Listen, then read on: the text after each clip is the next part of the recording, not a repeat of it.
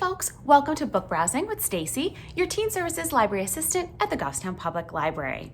In Book Browsing, I put together a collection of books and I tell you a little bit about them by reading from the book flap and then giving you some brief words to tell you why this book might appeal to you.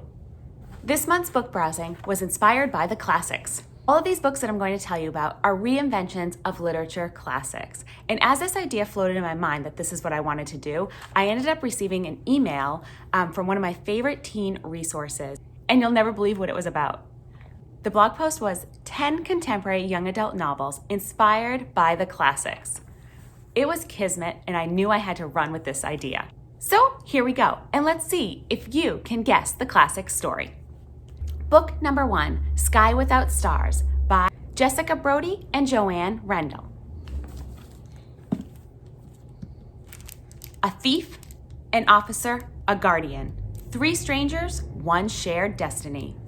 When the last days came, the planet of La Terre promised hope.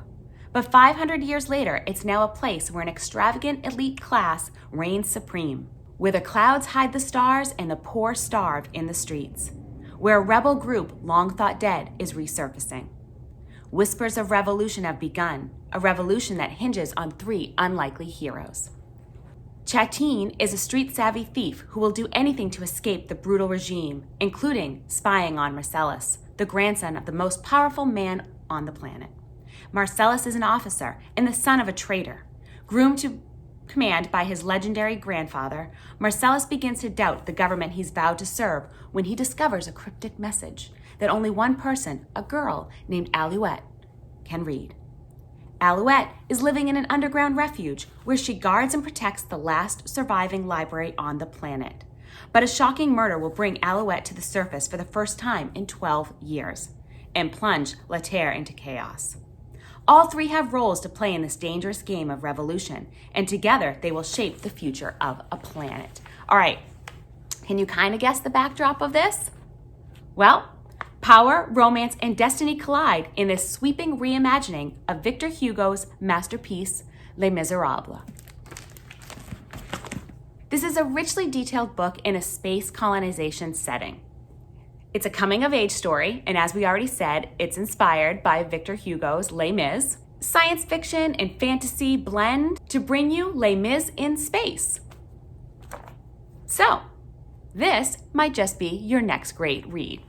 Okay, so on to book number 2, and this is from the New Teen Bookshelf.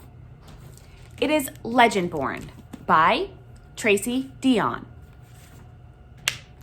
After her mother dies in an accident, 16-year-old Bree Matthews wants nothing to do with her family memories or childhood home.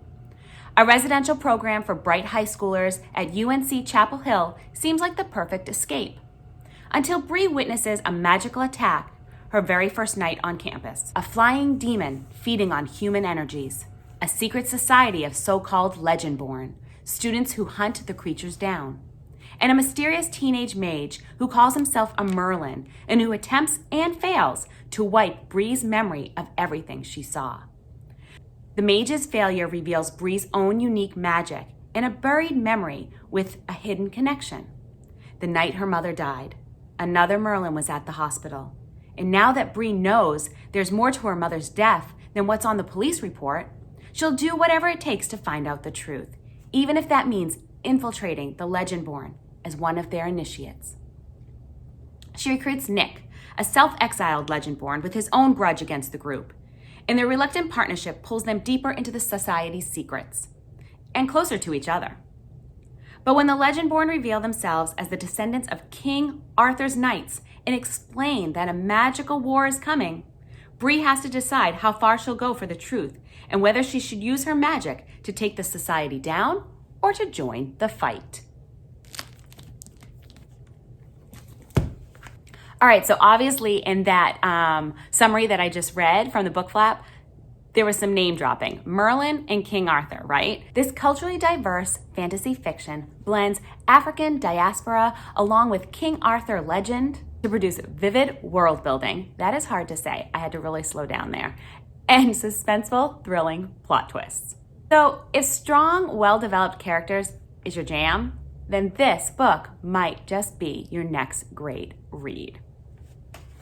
So moving right along, we're on to book number 3. And book number 3 is Pride by Ibi Zoboi.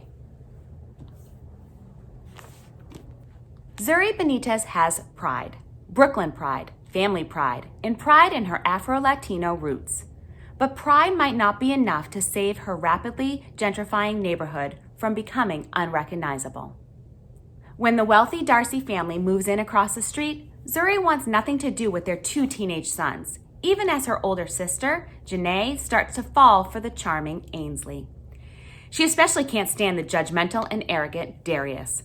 Yet as Zuri and Darius are forced to find common ground, their initial dislike shifts into an unexpected understanding. But with 4 wild sisters pulling her in different directions, cute boy Warren vying for her attention, and college applications hovering on the horizon, Zuri fights to find her place in Bushwick's changing landscape, or lose it all. All right, so have you guessed the classic? Could you tell by that description? Well, in this timely update of Jane Austen's Pride and Prejudice, critically acclaimed author Ibi Zoboi skillfully balances cultural identity, class, and gentrification against the heady magic of first love in her vibrant reimagining of a beloved classic. So we trade in Old England for Bushwick, a neighborhood in the northern part of Brooklyn. The narrating writing style is engaging, and it features a cast of culturally diverse characters. This book is for fans of modern romance and something I like to call the hating to dating storyline. Why don't you give Pride, a Pride and Prejudice remix, a try? Because this might just be your next great read. So we have 1 book left in our book browsing, book number 4, and it is called A Study in Charlotte by Brittany Cavallaro. The last thing Jamie Watson wants is a rugby scholarship to Sherringford, a Connecticut prep school just an hour away from his estranged father.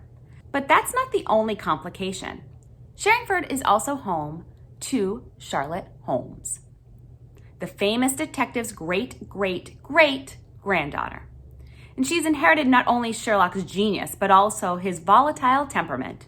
From everything Jamie has heard about Charlotte, it seems safer to admire her from afar. From the moment they meet, there's a tense energy between them, and they seem more destined to be rivals than anything else. But when a Sherringford student dies under suspicious circumstances, ripped straight from the most terrifying of the Sherlock Holmes stories, Jamie can no longer afford to keep his distance. Jamie and Charlotte are being framed for murder, and only Charlotte can clear their names. But danger is mounting and nowhere is safe, and the only people that they can trust now are each other. Equal parts tender, thrilling, and hilarious, A Study in Charlotte is the first in a trilogy brimming with wit and edge-of-the-seat suspense. Just like in Sir Arthur Conan Doyle's A Study in Scarlet, where Sherlock Holmes and Dr. Watson first meet, in this remix, A Study in Charlotte, the direct descendants, Charlotte Holmes and Jamie Watson, also have their first encounter. So the game is afoot, and Holmes and Watson are a duo again. So if you are a fan of amazing deductive reasoning and whodunits packed in with suspicious red herrings, then say it with me. This might just be your next great read. And it's a trilogy, so if it is your next great read, woo! You have 2 other books to read. So that is the end of book browsing today. I hope I inspired you to open your eyes and your mind to one of these great books. Did you enjoy this video? Make sure you let me know by liking it below. If you don't want to miss Goffstown Public Library's other great videos, then make sure you subscribe to Goffstown Public Library's YouTube channel. Well, that's it for me today. Bye!